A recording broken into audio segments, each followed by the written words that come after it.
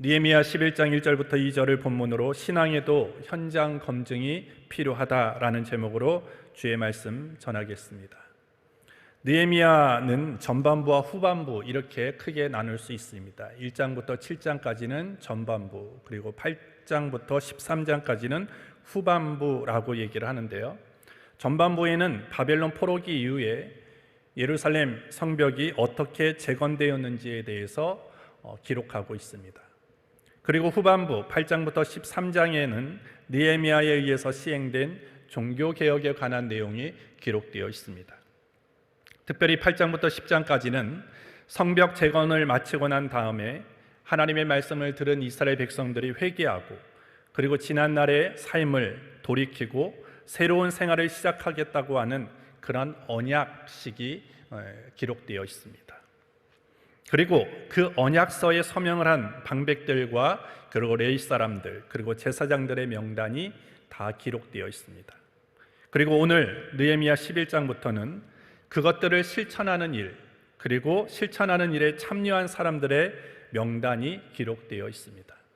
오늘 11장 전체를 읽어야 되겠지만 오늘 특별히 본문 느헤미야 11장 1절부터 2절 이 본문을 통해서 하나님께서 우리에게 말씀하시는 것들이 무엇인가, 그리고 우리가 깨닫고 삶의 자리에서 실천해낼 것이 무엇인가를 살펴보도록 하겠습니다. 첫 번째로 우리의 신앙에도 현장 검증이 필요하다라는 것입니다. 현장 검증의 사전적인 의미는 법원이나 그리고 수사기관이 범죄가 일어난 곳에서 또한 그 밖의 장소에서 증거가 될 만한 것을 직접 검사하거나 조사하는 행위, 이것을 현장 검증이라고 얘기를 합니다.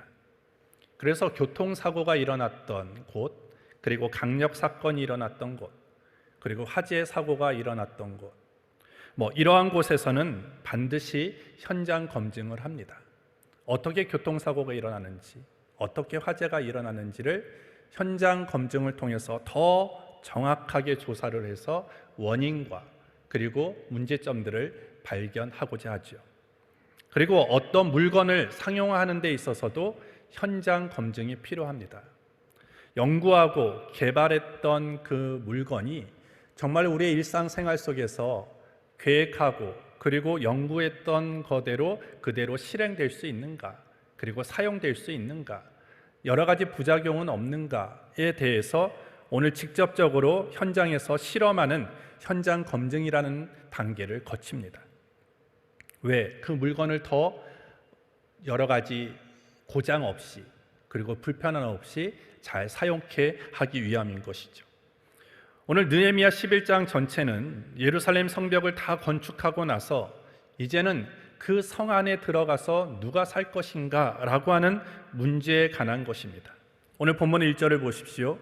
백성의 두목들은 예루살렘에 머물렀고 그 남은 백성은 제비 뽑아 10분의 1은 거룩한 성 예루살렘에 와서 거하게 하고 그 구분은 다른 성읍에 거하게 하였으며, 이렇게 되어 있습니다. 오늘 1절을 현대어 성경으로 읽어드리면 예루살렘에는 이미 백성의 지도자들이 정착하고 있었으나 도성의 재건 공사와 방위의 책임 때문에 주민이 아주 부족하였다. 그래서 다른 지방의 주민들 중에서 제비를 뽑아 10집의 한 집은 예루살렘에 이주시키기로 하였고 9집은 남아서 살도록 하였다. 이렇게 현대어 성경은 번역을 했습니다. 또 표준 세번역 성경은 이렇게 번역을 했습니다. 백성의 지도자들은 예루살렘의 자리를 잡았다. 나머지 백성은 주사위를 던져서 10분의 1은 거룩한 성 예루살렘에서 살게 하고 10분의 9는 저마다 자기의 성읍에서 살게 하였다. 오늘 우리의 성경과 그리고 현대어 성경 그리고 표준 세번역 성경을 우리가 잘 보면 오늘 이 말씀이 우리에게 무엇을 알려주는 것입니까?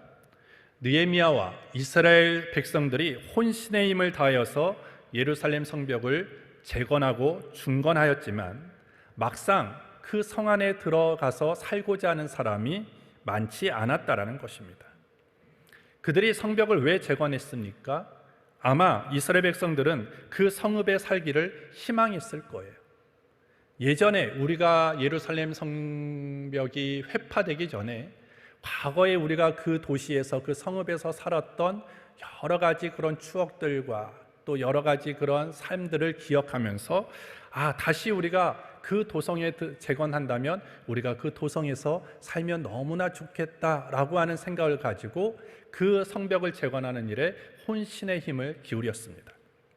근데 막상 이스라엘 성벽이 재건된 다음에 문제는 뭐냐? 그들의 어떤 소망, 그들이 원래 꿈꾸었던 것처럼 그 도시에 그 성읍에 들어가서 살고자 하는 그런 마음이나 그렇게 살고자 했던 사람들이 많이 없었다라는 것입니다. 제비를 뽑고 그리고 주사위를 던져서 사람을 배치해야만 할 정도로 그 예루살렘 성읍에서 살고자 했던 사람이 많지 않았다는 것입니다. 느헤미야 10장 39절을 보시면 그들이 이렇게 얘기를 합니다. 곧 이스라엘 자손과 레위 자손이 거제로 드린 바 곡식과 새 포도주와 기름을 가져다가 성소에 기명을 두는 골방 곧 섬기는 제사장들과 및 문지기들과 노래하는 자들이 있는 골방에 둘 것이라. 그리하여 우리가 우리 하나님의 전을 버리지 아니하리라.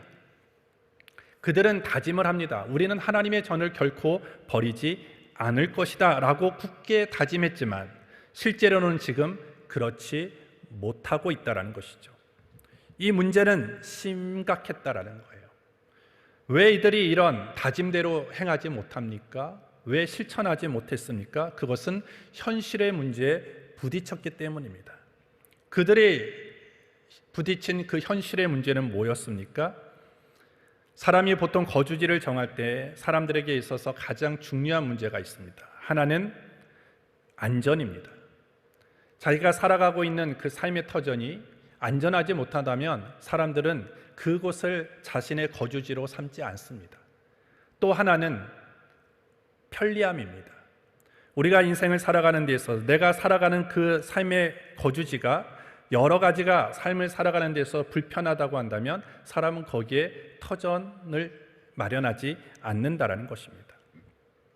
내가 거주해야 될 곳, 내가 지금 처해져 있는 상황과 형편에 있어서 안전한가, 그리고 편리한가, 불편함은 없는가, 그런 것들을 따져서 사람들이 거주지를 정하죠. 학생인 자녀를 둔 부모들은 좋은 학교 주변에 자기의 거주지를 마련하고 합니다. 직장인들은 출퇴근이 용이한 곳에 거주지를 정하려고 합니다. 노인이 들면 편의시설이 많은 곳, 그리고 병원이 있는 곳을 거주지로 정하려고 합니다. 사람들은 자기의 상황과 처해진 상황에 따라서 이런 거주지를 정하고, 그리고 공통점은 뭐냐면 늘 안전하고 편리해야 된다는 것이죠. 근데 이스라엘 백성이 지금 처해져 있는 현실의 문제는 무엇입니까? 그 예루살렘 성이 안전하지 않다라는 거예요. 그리고 편리하지도 않다라는 거예요. 도리어 자신들이 그 도시에 들어가서 살아갈 때 여러 가지 자신들에게 닥칠 여러 가지 힘든 것들, 그리고 어려운 것들, 이런 부분들이 눈에 뻔히 보였다라는 것입니다. 예루살렘은 140년이나 성벽이 없었던 성, 그리고 보호막이 없었던 도시였습니다. 현재 성벽은 건축하였지만 여전히 예루살렘은 비어 있습니다. 사람이 살고 있지 않습니다. 그렇기 때문에 주변의 대적들이 쳐들어왔을 때 그 대적을 방어해낼 수 있는 그런 최소한의 사람조차도 없었다라는 거예요. 늘 불안하고 그리고 치안이 부재했기 때문에 불편합니다. 그리고 폐허가 된 도시가 다시 사람이 살아갈 수 있는 도시로 변화되기까지는 많은 시간들이 필요합니다. 쓰레기 더미를 치워야 되고 폐허가 된 여러 가지 그런 건물들의 잔해물들을 치워야 되고, 그리고 여러 가지 편의시설들을 다시 만들어야 합니다. 그 시간은 짧지 않습니다. 오랜 시간이 필요로 하는 것입니다. 사람들은 누구나 깨끗한 도시에서 그리고 깨끗한 곳에서 살기를 원하는데 지금 예루살렘 도시는 정반대의 모습을 가지고 있다는 것이죠.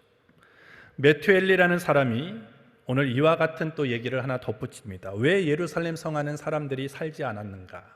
왜 사람들이 거기에 살고자 하는 마음이 없었는가? 첫 번째로 예루살렘 성 안에 살면 거북스럽고 부자연스럽기 때문이었을 것이다. 왜냐하면 예루살렘이라는 도시 안에는 성전이 있습니다. 거기에서는 늘 제사가 있고 예식이 있고 많은 종교적인 행사가 있기 때문에 이제까지 여러 가지 규제가 없이 살아왔던 그들이 뭔가 종교적인 제약과 규제를 가져다 대면 생활 속에 많은 불편함이 있을 것이기 때문에 그런 제사와 예식이 많이 없는 곳에서 지금까지 그들이 살아왔던 그런 삶의 자리에서 살아가는 것들을 사람들이 더 원했을 것이다라는 거예요. 두 번째는 예루살렘 주변에는 늘 이방인들이 많이 살고 있었기 때문에 언제든지 기습해 올 수 있는 그런 전운이 감도는 도시였다라는 거예요. 그리고 치안의 부재, 그리고 안전이 보장되지 않는 도시였기 때문에 사람들은 거기에 살고자 하지 않았다는 거예요. 세 번째는 그 성 안에 들어가면 경제활동을 마음대로 못한다는 거예요. 자기 욕심껏 하지 못한다는 거예요. 여러분들, 경제가 잘 돌아가려면 가장 필요한 게 있어요. 그것이 뭐냐면 사람입니다. 사람이 많아야지만 돈이 돌아가고 경제가 돌아가는 것이죠. 100명이 모인 곳에서 장사를 하는 것과 10,000명이 모인 곳에서 장사를 하는 것은 전혀 다른 결과를 얻게 됩니다. 오늘 예루살렘이라는 도시는요, 사람이 살지 않아요. 많지 않습니다. 거기에 들어가서 경제적인 활동을 한다? 어려운 게 뻔히 눈에 보이죠. 하지만 그들이 이제까지 예루살렘 성 바깥에서 살아왔던 곳에서 경제적인 활동을 계속해 나간다면 더 많은 유익과 더 많은 그런 편리함이 그들에게 보장되어 있기 때문에 그 자리를 포기할 수 없었다라는 것입니다. 머리로는 그들이 뭘 해야 되는지 압니다. 우리가 이제 예루살렘 성벽이 재건되었으니까 그 도시에 들어가야지, 그 성 안에서 살아야지 라고 머리로는 이해하는데, 근데 문제는 뭐냐면 실천하는 것이 쉽지 않았더라는 것입니다. 왜? 현실적으로 예루살렘에 사는 것이 어려움이 있다라고 그들이 이해되었기 때문이에요. 어려움이 보였기 때문입니다. 오늘 이 모습이 바로 저와 여러분들의 모습이라는 거예요. 이런 내가 다짐하고 결단했던 것들이 현실 앞에 부딪혀서 내 어떤 결심이 허물어지고 내 결단이 희미해져 있는 이런 모습들이 오늘 이스라엘 백성에게만 해당되는 것이 아니라 오늘 살아가는 저와 여러분들의 모습 속에도 그대로 드러나고 있다는 것입니다. 우리는 머리로는 다 압니다. 예수를 잘 믿어야 된다. 예수를 똑바로 믿어야 된다. 하나님의 말씀대로 살아야 된다. 어떠한 상황에서도 하나님을 의지하고 신뢰해야 된다. 문제를 바라보는 것이 아니라 하나님을 바라봐야 된다. 기도와 말씀 생활 쉬지 않아야 된다. 이건 너무나 우리가 머리로 잘 알고 있는 내용이죠. 목회자가 여러분들에게 말하지 않더라도 여러분들은 이미 너무나 많이 듣고 잘 알고 있는 내용입니다. 근데 너무나 잘 알고 있는 내용을 왜 우리는 실천하지 못합니까? 왜? 현실의 문제에 부딪히기 때문이다라는 것입니다. 내가 하나님을 신뢰한다는 건 아는데 내가 이 세상 속에 들어가 보니까 그 하나님을 신뢰하고 의지하는 것보다 돈을 의지하고 세상의 권세와 명예와 힘을 가지고 있는 사람을 의지하는 게 훨씬 빠르더라는 거예요. 여러 가지 내가 말씀대로 살아가는 것을 실천하고자 하지만 그 실천을 할 때 있어서 여러 가지 쉽지 않다라는 것을 내 삶 속에서 몇 번씩 겪어보면 내 결단과 결심이 때로는 주저앉게 된다는 것입니다. 예배도 좋고 말씀도 좋고 은혜도 좋고 성경 공부도 좋은데 하나님의 뜻을 아는 것도 너무나 좋은데 그것을 실천해야 되는 현실로 돌아왔을 때는 그 현실의 문제가 너무나 크게 보였기 때문에 우리 또한 이러한 이스라엘 백성처럼 머리 따로 그리고 행동 따로 이렇게 살아가는 모습이 우리의 모습이다라는 것입니다. 마가복음 10장에 보시면 부자 청년이 예수님께 찾아와서 영생을 얻을 수 있는 길이 무엇입니까? 라고 질문을 합니다. 예수님이 첫 번째로 너는 계명을 지키라 라고 말합니다. 그랬더니 이 청년이 나는 계명을 다 지켰습니다 라고 얘기를 해요. 그랬더니 예수님께서 뭐라고 말씀합니까? 너는 내가 가지고 있는 모든 것을 팔아서 가난한 자들에게 주라. 그리고 와서 나를 쫓으라 라고 말씀하십니다. 영생의 길, 영생의 방법을 예수님은 분명히 알려주셨습니다. 근데 이 부자 청년은 영생을 어떻게 얻어야 되겠습니까? 라고 질문했을 때 오늘 예수님이 정확하게 답을 알려주셨음에도 불구하고 슬픈 기색을 띠고 근심하며 돌아갔다라고 성경이 기록하고 있습니다. 왜 그랬습니까? 그 영적인 문제, 인간의 근본적인 그 문제에 대한 답을 알았지만 그 답대로 행하기에는 현실적으로 자신에게 다가오는 여러 가지 불편함들, 그리고 여러 가지 그런 어려움들이 이제는 눈에 보이는 것입니다. 그는 답을 알고 있음에도 불구하고 행동하지 않았어요. 실천하지 않았습니다. 내 재산을 다른 사람에게 다 주면 이제는 나는 어떻게 살지? 나는 어떻게 무엇을 먹고 살지? 나도 가난하게 되는데 내가 그 불편함을 어떻게 내가 견디지? 라고 하는 그 현실적인 문제에 맞닥뜨리니까 그가 예수님으로부터 들은 말씀을 실천할 수 없었다라는 것입니다. 오늘 이처럼 우리가 세상에서 영적으로 또한 신앙적으로 바르게 살려고 할 때도 동일한 상황이 펼쳐진다라는 것입니다. 하나님의 말씀대로 거룩함을 지키고 거룩하게 살려고 하지만 그렇게 살아갈 때 우리의 세상이 우리에게 박수 쳐주지 않습니다. 그래 너 잘한다 격려해 주지 않습니다. 도리어 조롱, 비난, 비판, 그리고 불편함, 어려움, 이런 것들이 우리에게 더 많이 다가온다라는 것이죠. 그러할 때 그 부딪히는 거대한 장애물 앞에 우리도 내 결심과 결단이 허물어지는 경우들이 너무나 많다라는 것입니다. 그래서 설교는 설교, 예배는 예배, 신앙은 신앙, 그리고 현실은 현실이지라고 하는 마음으로 살아간다라는 것입니다. 그렇기 때문에 우리의 신앙은요, 항상 꼭 필요한 게 있는데 현장 검증이 필요한 거예요. 교회 안에서 우리는 다 신앙이 좋은 것처럼 보입니다. 하지만 우리의 신앙이 정말로 진짜 신앙인가라는 것을 검증해 봐야 되는데 그 검증은 교회 안에서 검증을 할 수 없어요. 그것은 내가 살아가는 삶의 자리와 삶의 현장 속에서 검증이 되어지는 것입니다. 종교적인 분위기에 젖어들고 그 분위기에 휩싸이는 것 우리는 다 경험할 수 있어요. 그런데 정작 내가 살아가는 현장에 나아갔을 때 삶의 자리에서 그 거대한 맞닥뜨리는 현실적인 문제를 내가 봤을 때, 그리고 그것을 몸소 부딪혔을 때 어떤 반응을 보이느냐라는 것입니다. 그것이 내 진짜 신앙이라는 것입니다. 우리의 진짜 신앙은요, 내가 교회를 몇 년을 다녔는지, 나는 교회에서 어떤 직분을 가지고 신앙생활을 하는지, 그것은 그다지 중요하지 않습니다. 우리에게 정작 중요한 것은 내가 예배하고 내가 말씀을 듣고 내가 하나님의 말씀을 묵상하고 그리고 성경 공부를 통해서 깨닫고 또한 마음 먹고 결단했던 것들을 내 삶의 현장에서 어떻게 실천하느냐, 그리고 어떻게 반응하며 살아가느냐, 그것이 내 진정한 신앙의 모습을 보여주는 것이다라는 것입니다. 따라서 내 삶에서 맞닥뜨리는 그 실존적 문제에 대해서 내 자신이 지금 어떠한 자세로 대처하고 있는가, 어떠한 모습으로 살아가고 있는가가 우리의 신앙의 시금석이 된다라는 것입니다.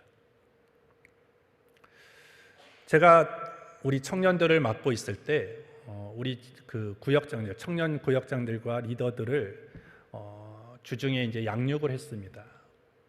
성경 공부도 하고 양육도 했는데 그 청년들이 잘하는 게 있어요. 그리고 성경 공부가 끝나고 양육이 끝나면 꼭 하는 시간이 있는데 그것이 뭐냐면 나눔이라는 시간이었어요. 그래서 성경 공부를 통해서 깨달았던 것들, 그리고 양육을 통해서 그들이 깨달았던 것, 그리고 하나님께서 그들에게 주신 은혜와 도전, 그것이 무엇이었는가를 정리하고 또 내가 느꼈던 것, 도전받았던 것들을 서로 공유하는 그런 나눔의 시간이 있었습니다. 근데 중요한 것은 나눔을 통해서 잘 보면요, 너무나 좋은 얘기들을 많이 합니다. 하나님이 주신 은혜도 크고 받은 사랑도 너무나 크고 그들이 결심했던 것들을 너무나 얘기하는 걸 보면 기특합니다. 근데 문제는 뭐냐면 그 양육의 완성은 언제 이루어지느냐, 그 양육의 시간과 장소에서 이루어지는 것이 아니라 그가 받은 은혜와 사랑과 도전을 그들이 살아가는 직장에서, 가정에서, 일터에서, 삶의 현장에서 그 결단이 실천됨으로 인해서 그 양육이 완성되는 것이다라는 거예요. 그것은 양육의 완성뿐만 아니라 저는 우리의 예배도 마찬가지고 우리의 성경 공부도 마찬가지라고 생각됩니다. 여러분들이 이 시간 우리가 주일 6부 예배를 나와서 오늘 우리의 신앙도 현장 검증이 필요하다는 제목으로 주의 말씀을 듣고 또 성찬 예식에 참여하고 하나님이 주시는 은혜와 사랑을 받고 예배를 마치고 돌아감으로 인해서 예배가 다 끝난 게 아니에요. 오늘 그 예배의 완성은 이제는 그 받은 사랑과 은혜를 가지고 6일 동안의 삶의 자리에서 여러분들이 어떠한 자세와 태도를 가지고 살아가느냐로 그 예배가 완성되어진다라는 것입니다. 저는 저와 여러분들이 살아가는 현장, 가정과 그리고 직장, 그리고 학교, 그리고 모든 공동체에서 여러분들이 받은 감동대로 그리고 결단대로 실천할 수 있게 되기를 주의 이름으로 축복합니다. 참된 신앙은 현실적인 문제에 직면하는 그런 신앙이 참된 신앙이고 진짜 신앙이라는 것입니다. 여러분들 말은 쉬워요. 말은 막 할 수 있어요. 하지만 진짜 어려운 것이 무엇입니까? 내가 말한 것을 실천하는 것이 가장 힘들다라는 거예요. 신앙은 알을 뛰어넘어서 삶으로 가야 되는 거예요. 알므로 멈추는 것은 신앙이 완성이 아닙니다. 내가 하나님을 알았고 하나님의 말씀을 알았다면 이제는 그 알미 내 삶으로 이어져서 실천하고 적용하는 데까지 가야 된다는 것이죠. 우리의 믿음은 아마 여러분들 하루에도 수십 번, 수백 번씩 시험대에 오르게 되어져요. 그 현실의 문제 앞에 나는 어떤 선택을 할 것인가, 어떤 결정을 할 것인가, 어떠한 태도를 보일 것인가라는 그 시험대에 우리는 오릅니다. 저는 시험대에 오르는 저와 여러분들이 늘 그 시험을 통과하기를 주의 이름으로 축복합니다. 하루하루 실전을 잘 치를 수 있는 저와 여러분들이 되기를 예수님의 이름으로 축복합니다. 두 번째로, 하나님께서는 자원하는 자들을 기뻐하십니다. 오늘 본문 2절을 보시면 무릇 예루살렘에 거하기를 자원하는 자는 백성들이 위하여 복을 빌었느니라. 참 놀라운 장면이 나타납니다. 다 싫다고 뒤로 물러나는 상황이에요. 누가 거기서 살겠다고 하는 사람이 없기 때문에 어쩔 수 없이 제비를 뽑고 그리고 주사위를 던져야 하는 그런 상황 속에 있는데, 거기에서 내가 가서 살겠다고 하는 자원하는 사람들이 있었다라는 것입니다. 자원하는 마음으로 하나님을 위해서 안락한 삶, 편안한 삶, 안전이 보장된 그런 삶의 자리를 포기하고 그 예루살렘 성 안으로 들어가서 살겠다고 하는 사람이 있었다라는 것이죠. 여러분들, 내가 싫어하는 것 다른 사람도 싫어합니다. 그리고 다른 사람이 싫어하는 건 나도 싫어합니다. 그것이 인지상정이죠. 내가 불편해하는 것 다른 사람이 불편하고요, 다른 사람이 불편해하는 건 나도 불편한 것입니다. 그런데 오늘 이 자원하는 이 사람들은 보십시오. 다른 사람이 다 거부하고 다 한 걸음씩 뒤로 빠지려고 하는 그런 상황 속에서 자원하고 자발적으로 내가 그 어려운 삶의 자리로 가겠다라고 나왔다라는 것입니다. 조금 전에 말씀드렸듯이 예루살렘 성 안에는 이미 폐허가 되었습니다. 뭐 하나 제대로 갖춰진 것이 없는 그런 불편함이 있고 여러 가지 위험성이 도사리고 있는 그런 곳이었습니다. 뭔가 장사를 하기도 힘들고 여러 가지 생활을 하는 데 있어서도 큰 제약이 따르는 그런 곳이었음에도 불구하고 그들은 그 예루살렘에서 살기로 결단했다라는 거예요. 누가 밀어서가 아니에요. 떠밀어서가 아니라 자발적으로 했다라는 것입니다. 어떻게 그들은 그런 자발적인 마음이 생겼을까? 그것은 그들이 어떠한 특별한 사건을 계기로 해서 아마 그런 마음이 들었을 거예요. 그것이 뭐냐면 성벽 재건의 일입니다.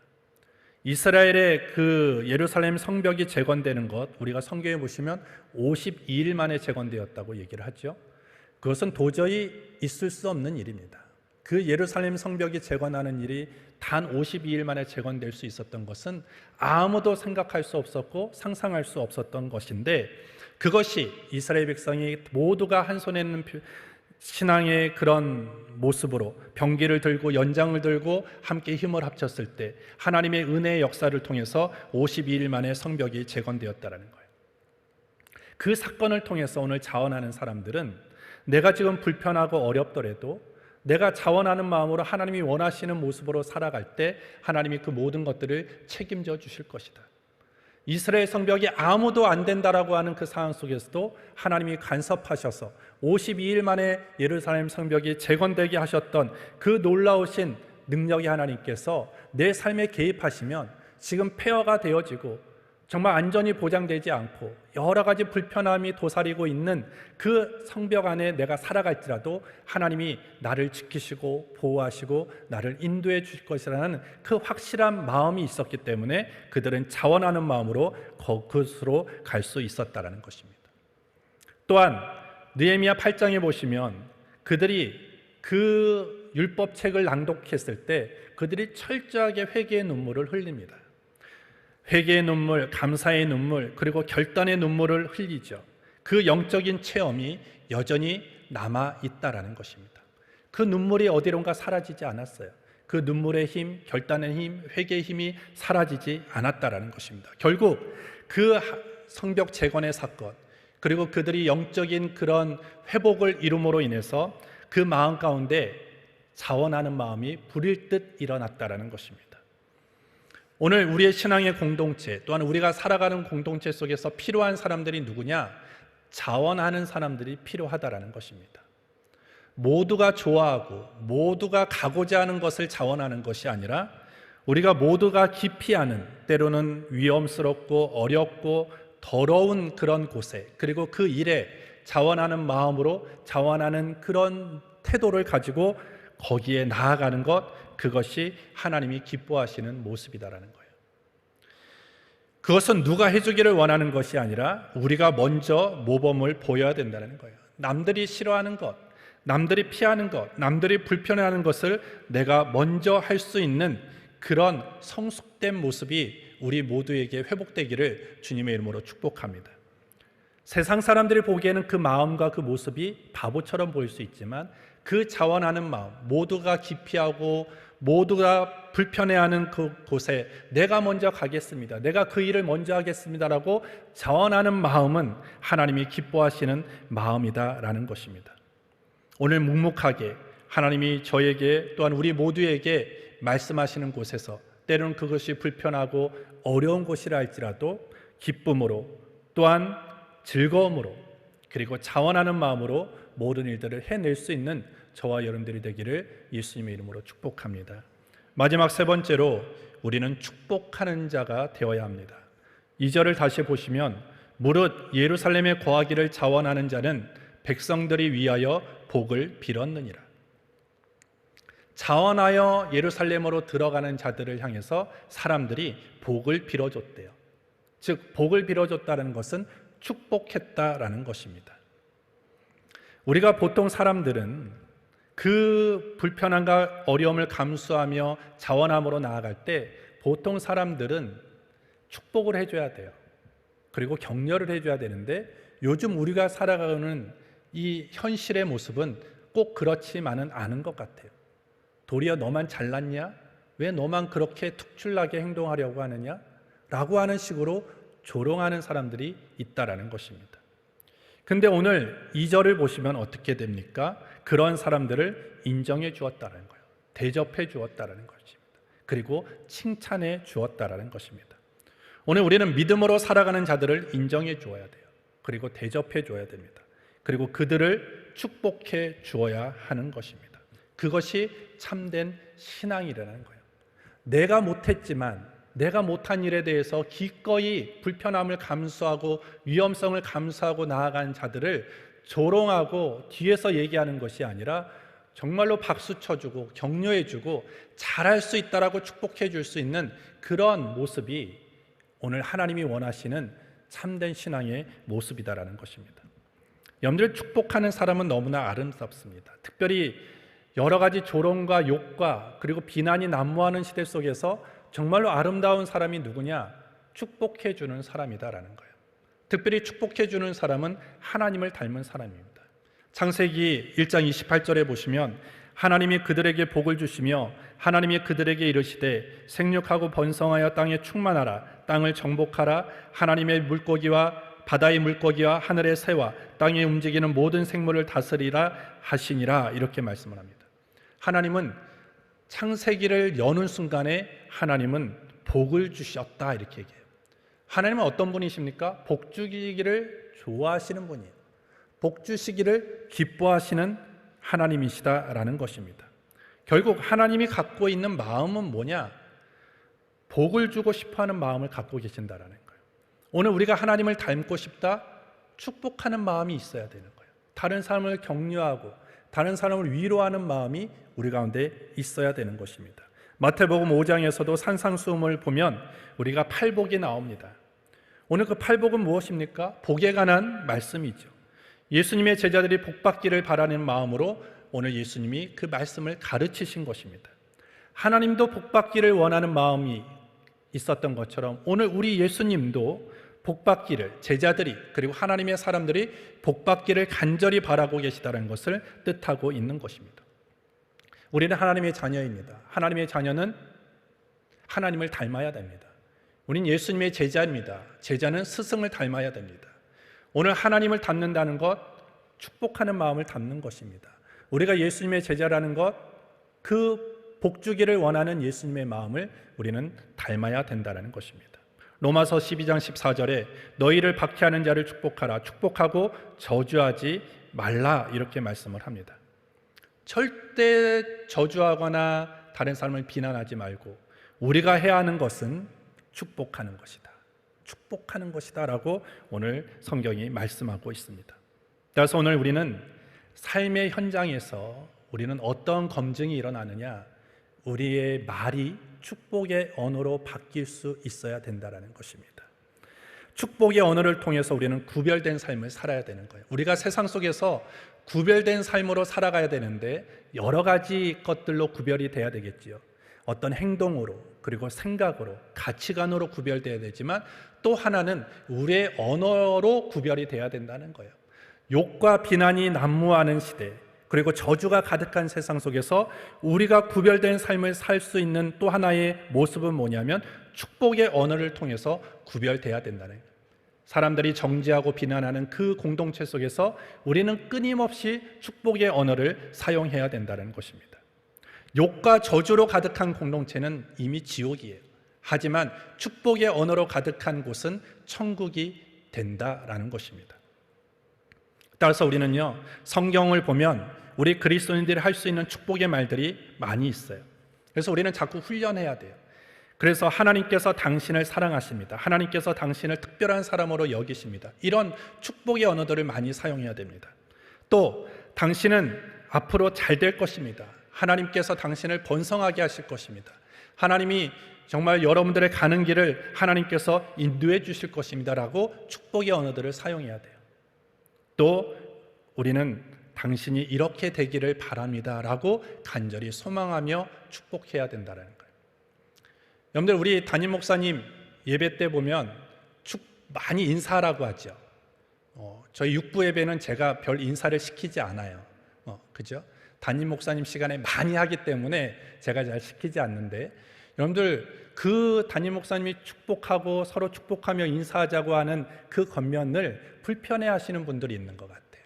왜 이렇게 많이 해? 한 번만 하면 되지, 한두 번만 하면 되지, 이거는 도대체 몇 번을 하는 거야?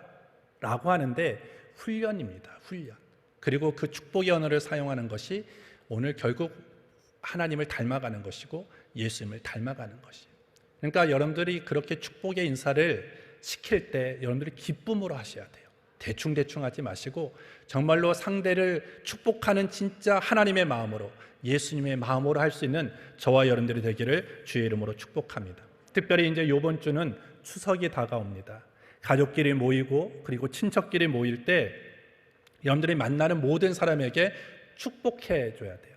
가족을 축복해 줘요. 부모님을 축복하고 자녀를 축복하고 친척을 축복해 보십시오. 결국 이 한가위는 천국이 될 거예요.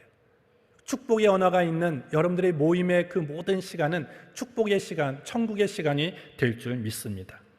오늘 하나님이 부르시는 장소, 그것이 비록 나에게 있어서 쉽지 않은 자리라 할지라도 하나님의 말씀에 순종하는 자리가 되기를 주의 이름으로 축복합니다. 자원하는 자리가 되기를 원합니다. 축복하는 자리가 되기를 원합니다. 이런 모습으로 저와 여러분들의 신앙이 하나님으로부터 인정받고 그리고 참 신앙으로 살아갈 수 있는 우리 모두가 되기를 다시 한번 주님의 이름으로 축복합니다. 하나님 아버지 감사합니다. 오늘도 이 자리로 우리를 불러주심을 감사합니다. 주의 말씀 들은 대로 살아갈 수 있도록 성령님 인도하여 주시옵소서. 예수님의 이름으로 기도합니다. 아멘.